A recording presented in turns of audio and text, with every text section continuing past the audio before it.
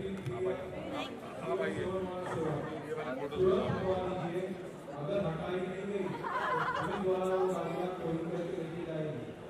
कृपया करके आपकी सभी गाड़ियाँ पार्किंग की व्यवस्था की गई है, वहाँ पे गाड़ी पार्क करवा दीजिए। ये आपसे गुजारिश है, अगर नहीं होता है तो उसके ऊपर कार्रवाई हो जाएगी। नहीं होगा, कृपया आप सबको दे दें। सभी एग्जीक्यूटिव और विजिटर एंट्री के द्वारा हेलो जी, हेलो जाओ जरा गुरु जी और विजिटर एग्जीक्यूटिव की सूचना में ध्यान दीजिए। दिल्ली में जितने आपकी घर में गुरु जी की गाड़ियाँ जो हॉल नंबर गेट के हमारे गाँव की रोड पर आ जाओ एक साथ नहीं है, आप तुरंत हटा दीजिए। आपकी गाड़ियाँ कृपा करें, उसका नंबर है MH02 EZ1791। दूसरी गाड़ी है 1828 तीसरी गाड़ी है MH0।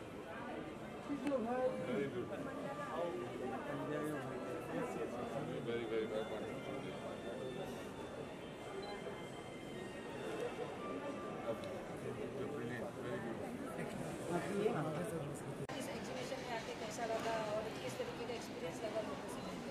बहुत बढ़िया, मुझे बहुत आनंद आया यहाँ आके। एक साल की मेहनत है ये मियाँ बीवी की, ज्योति जी और मुकेश जी की। बहुत इनने मुझे समझाया था कि क्या क्या होने वाला है, और आज मुझे समझ में आ रहा है कि वाकई वो होना शुरू हो गया है। एक साल से आई थिंक ऊपर हो गया जो हम लगे कि हार्ट ऑफ आर्ट एक ब्यूटीफुल एग्जीबिशन हो, ऐसी एग्जीबिशन हो जो भी आर्टिस्ट इसके साथ जुड़े वो ज़िंदगी भर के लिए जुड़े और हमेशा उसकी ऊंचे जाते जाए, स्तर बढ़ते जाए और फेमस होते जाए, उसकी रेपुटेशन बढ़ती जाए, उसके प्राइस बढ़ती जाए, और वो जो आर्ट का पीस हम अपने घर में रखते हैं वो उसकी वैल्यू बढ़ते जाए। तो ये हमारा मकसद था और उसी को सोच के हमने ये स्टार्ट किया। अब ये एग्जीबिशन का पहला दिन था, थर्सडे था, and I think it was brilliantly done. I am proud of them, they have really worked hard and वो रंग लाएगा, इस 100% श्योर। मेन चीज़ ये है कि ये एग्जीबिशन 3 दिन की है, लेकिन मैं चाहता हूँ कि एक बड़ी हार्ट ऑफ आर्ट फैमिली पूरी जुड़ती जाए पूरे देश से विदेश से सब जगह से लोग आके हमारे साथ जुड़े, और ये ऐसा एक प्लेटफॉर्म हो कि कोई भी आर्टिस्ट अपनी फ़ोटो यहाँ डालेगा और वो पूरी दुनिया में कोई भी खरीद पाए।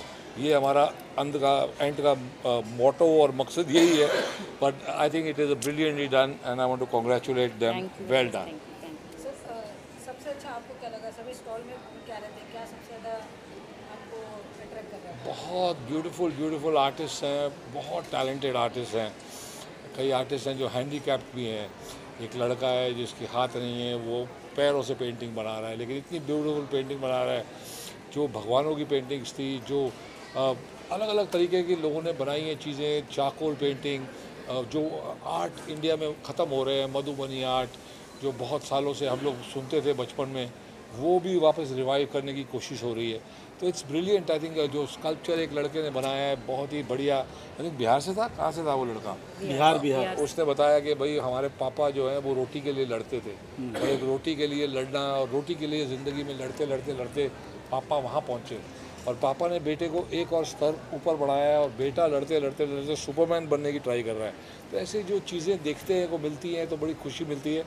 आर्टिस्ट जो है वो एक बहुत बड़ी चीज़ होती है। हम लोग तो एक्टर हैं, एक्टर सब कुछ नहीं है, सारे काइंड ऑफ आर्ट होते हैं। तो ये जो आर्ट है जहाँ लोग अपनी मेहनत से को कैसे अपनी चीज़ें बनाते हैं, इनकी भी वैल्यू बहुत ज़्यादा होती है।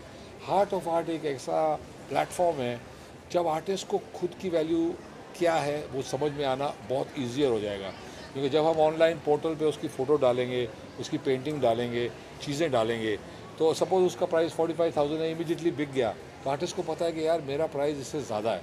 अगली पेंटिंग वो 60 में बेचेगा, फिर 80 में बेचेगा। अगर नहीं बिकेगी तो आप बोलेंगे भाई 45 से थोड़ा 5-10 हज़ार कम कर दे, तो 35 में बिक जाएगी। तो this is the way to get your right price. Price एक ऐसी चीज़ है जो एक्टर को भी समझ नहीं आता ज़िंदगी भर काम करते करते कि मेरा रियल प्राइस क्या है। लोग कई 5 लाख ले लेते हैं, हमें बोलते भाई आपको 2.5 लाख दिया, बोला हाँ ठीक है दे दे, लेकिन हमारी प्राइस 5 लाख है, हमें पता नहीं चलता। हार्ट ऑफ आर्ट एक ऐसा ज़रिया बनेगा कि एक्चुअल प्राइस लोगों को पता चलेगा। सर, ऐसे टैलेंटेड लड़कों के लिए जैसा अभी आपने जिक्र किया, तो गवर्नमेंट को भी कुछ करना चाहिए इनके लिए? देखो गवर्नमेंट करती है, मैं बहुत जगह गया तो मोदी जी के फ़ोटोज़ थे, मोदी जी उन्हें सम्मानित कर रहे थे कि आपने बहुत अच्छी चीज़ बनाई है, बहुत अच्छी फ़ोटो बनाई है, बहुत अच्छा काम किया है। तो गवर्नमेंट करती है, लेकिन पैसे गवर्नमेंट अभी नहीं दे सकती ना। वो गवर्नमेंट एक स्कूल में कुछ थोड़ा सा वो करा सकती है कि भाई फंड है, वो स्कूल को रिवाइव कर दिया, स्कूल को कुछ ग्रांट दे दी। लेकिन आर्टिस्ट की लाइफ बहुत हार्ड है। ये जो प्रोफेशन इनने चुना है, इस पे अगर घर चल सके तो बहुत बड़ी बात है। अब मैंने 5 साल की बच्ची देखी है, 5 साल की बच्ची आर्ट बना के बेचारी हार्ट ऑफ आर्ट में आके उसने अपना एग्जीबिशन में डाला है। एक 5 साल की बच्ची, एक 9 साल का बच्चा, एक 10 साल का बच्चा है। वो तीनों ने एक स्टॉल लिया हुआ है और वो अपने फोटोज़ डाल रहे हैं। दिख रहा है कि उनका फ्यूचर बहुत ब्राइट है और जब तक वो बड़े होंगे तो वो उन्हें और कुछ करने की ज़रूरत नहीं होगी। लेकिन बहुत सारे ऐसे हैं जो बैंक में काम करते थे, किधर और गवर्नमेंट में काम करते थे, वो रिटायर हुए।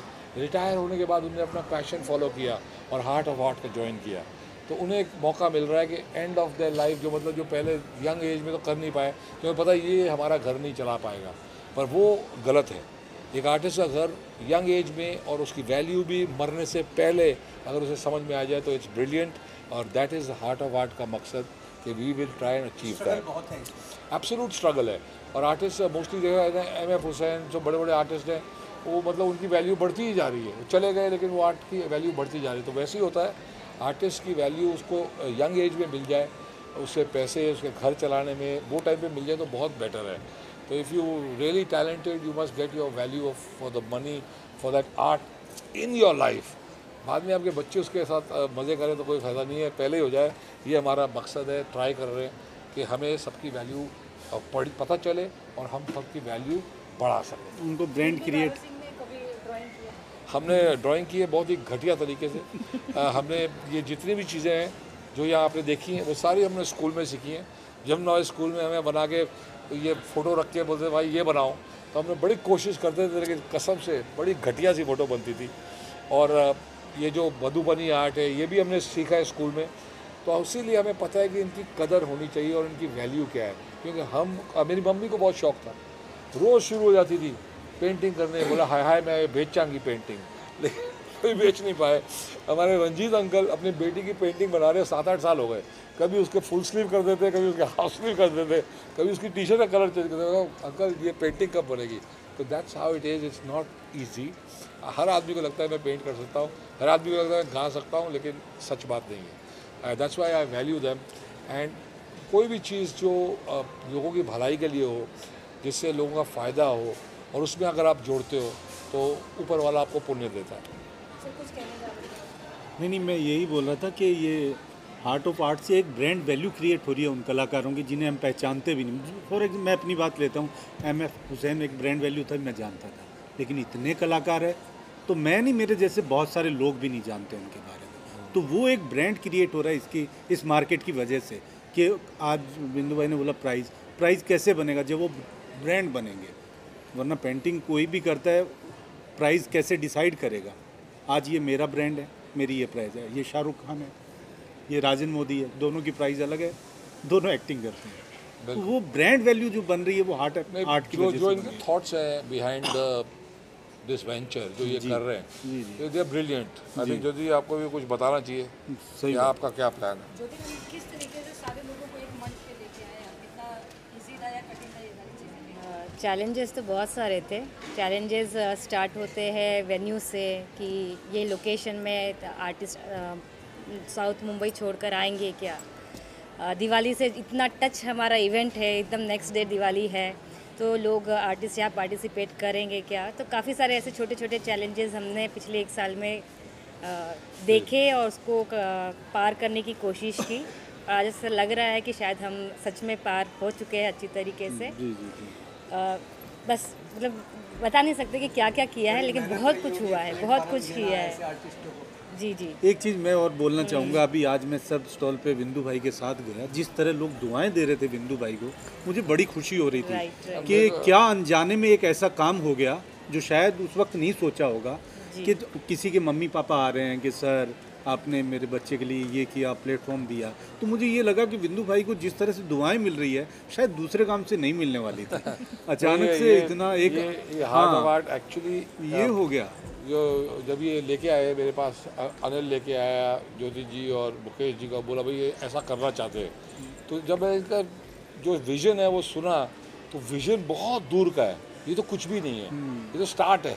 लेकिन जो इनका एक्चुअल जो थॉट है और जिस तरीके से ये जाना चाहते हैं, आओ मुकेश भाई इधर आओ, मेहनती है आप भी आओ। भाई, तो जो ये लोग ने सोचा था, जो इन्हें विजुअलाइज किया था, वो अगर आपको पूरा जिस दिन आपको समझ में आएगा तो वो बहुत हाई लेवल है, उसका कोई लेवल ही नहीं है, it is beyond the stars. तो मतलब जैसे एक बहुत बड़ा क्रिस्टीज़ है जो ऑक्शन करता है अलग अलग टाइप की चीज़ें, ये ब्रांड वैसा बनने वाला है कि इंडिया में it will be a different level. अब सुनील शेट्टी जो बहुत ही ब्रेनी आदमी है, वो कभी अपना नाम कभी अपना फ़ोटो ऐसे देते नहीं है, आप सब जानते हैं सुनील शेट्टी को, बहुत ही ब्रेनी है। तो उन्हें समझ में आ गया और उन्होंने कहा Bindu I want to be a part of this, I am a part of this. तो that is wonderful. Because of him joining us, Arnal also very very particular, वो भी एक आर्टिस्ट की कदर जानते हैं, मैं भी जानता हूँ। और ये दोनों हस्बैंड वाइफ ने मुझे आज ये बोलते हैं, मेरे दिल में शांति हुई है, बहुत खुशी हुई है, क्योंकि हम जब अपना नाम देते हैं, अगर वो नाम सही तरीके से यूज़ ना हो तो बहुत दुख होता है। And now I'm very very proud that I'm a part of the Heart of Art family and I would always be here. एक आर्ट से रिलेटेड एक चीज़ ऐड करना चाहूँगी कि आर्टिस्ट जो इंडियन आर्टिस्ट है वो इंटरनेशनली इतना बूस्ट नहीं कर पाते। तो हमारा मेन मकसद यही है through the shows and all कि हमारे अभी इंडिया में भी बहुत आर्ट बाय होता है, ऐसा नहीं है कि नहीं होता है, काफ़ी करोड़ों करोड़ों में होता है, लेकिन इंडिया में बाहर के आर्टिस्ट का बाय होता है। और यहाँ आप देख सकते हैं कि यहाँ किसी प्रकार के आर्ट की कमी नहीं है, या ये आर्टिस्ट उनके साथ कॉम्पीट नहीं कर सकते। इनके आर्ट भी उसी लेवल के, उसी से भी बेहतर भी है आर्ट लेवल। तो ये जो चीज़ है, जब तक वो घर से इनके बाहर निकलेगी नहीं और जब तक इन्हें कोई एक प्लेटफॉर्म मिलेगा नहीं, तो ये पता नहीं चलेगा कि ये कैसे, हमारे जो इंडियन आर्टिस्ट है वो बहुत फर्स्ट क्लास है और कहीं भी कम नहीं पड़ते हैं इंटरनेशनल लेवल से। और इसीलिए हम बहुत सारे इंटरनेशनल शो सीरीज़ में लेकर आ रहे हैं। जैसे अभी हमारा द आर्ट ऑफ आर्ट जो है वो अभी मुंबई, दिल्ली, बेंगलोर में हो रहा है। हमने दुबई भी डिक्लेयर कर दिया है, हमारा अप्रैल में दुबई में होने वाला है शो जो है। इसके बाद में हम एक और इंटरनेशनल वेन्यू लेंगे, फिर एक और इंटरनेशनल वेन्यू लेंगे, ताकि जब हम छोटे छोटे शोज़ इंडिया में करेंगे और इसमें जो क्रीम जो छन कर निकलेगा उसको इंटरनेशनल प्लेटफॉर्म देंगे, ताकि इंटरनेशनली आर्ट इंडिया का सेल हो, ना कि इंडियन जो है जाके इंटरनेशनल आर्ट खरीद के ले आए। तो ये एक मकसद है जो हम इसमें ऐड करना चाहते हैं। बिल्कुल बिल्कुल बिल्कुल। बहुत सारी चीज़ें देखा गया कि इंडिया से जाके बाहर उसकी वैल्यू बढ़ जाती है। वहाँ के लोग यहाँ आके यहाँ से चीज़ें लेकर जाते हैं, वहाँ पे एग्जीबिशंस लगाते हैं, बहुत सारी चीज़ें होती हैं, उसकी वैल्यू वहाँ डबल टिबल हो जाती है। जी, तो इसको लेकर क्या सोचते हैं? इसलिए हम डायरेक्ट आर्टिस्ट को ही वही ले जा रहे हैं। यहाँ से आर्टिस्ट खुद अपना आर्ट लेकर जा रहा है, तो उसे वही वैल्यू मिलेगी जो उसके आर्ट की है, ना कि कोई बीच में मीडिएटर होगा कि उसने यहाँ से परचेज़ की, और क्योंकि उनको मार्केट ही नहीं पता होता है। अगर हमारे साथ में आर्टिस्ट 2, 3, 4 शो करेगा तो उसे अपने आप इंटरनेशनल मार्केट पता चल जाएगा और उससे पता चलेगा कि मेरी इंटरनेशनल वैल्यू क्या है, और वो उसकी